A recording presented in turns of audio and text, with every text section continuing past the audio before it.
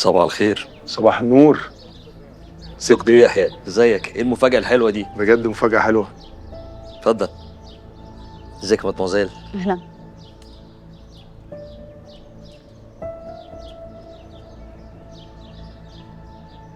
المكان جميل قوي، واكيد المدموزيل السبب في جماله. ده أكيد، بس غريب إن إحنا كنا لسه بنتكلم. أنا عرفت موضوع أنت اشتريت الأرض، وزي ما أنت كنت لسه بتقول المكان جميل، فحرام يعني يتهدى ويتقفل. عايزين نحاول نلاقي حل. انا عرضت عليها حل وهي قالت لي هتفكر. إيه هو؟ عرضت عليها الجواز.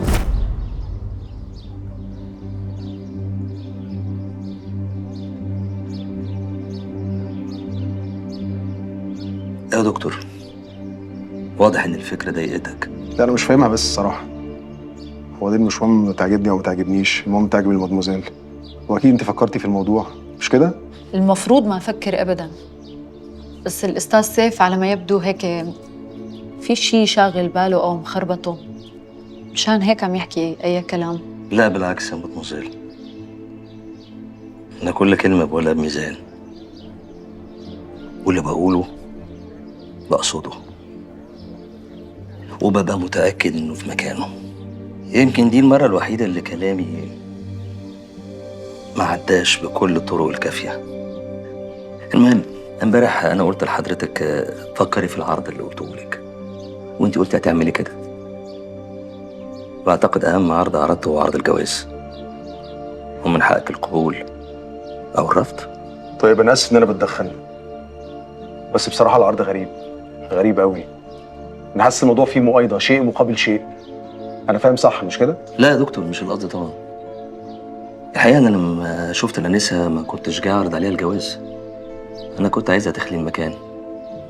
بس الحقيقة لما شفتها وسمعتها لمست فيها حبها للشغل والمكان اللي بنيته بإيديها، قلت طب هتعمل إيه مع جوزها دي؟ ما دريتش بنفسي بقى غير لما سمعتها وهي بتزعق إن أنا أعرض عليها الجواز. ودي يمكن بقى المرة الوحيدة اللي قلت فيها الكلام من غير ما أفكر فيه، بس كنت متأكد إن ده التفكير السليم. ده حب من أول نظرة بقى. طب أنا راضي ضميرك يا دكتور.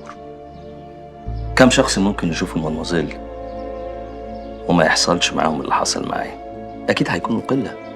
أستاذ سيف لو سمحت، أنا ماني مرتاحة لهذا الحكي أبداً. خجولة. مو قصة خجولة،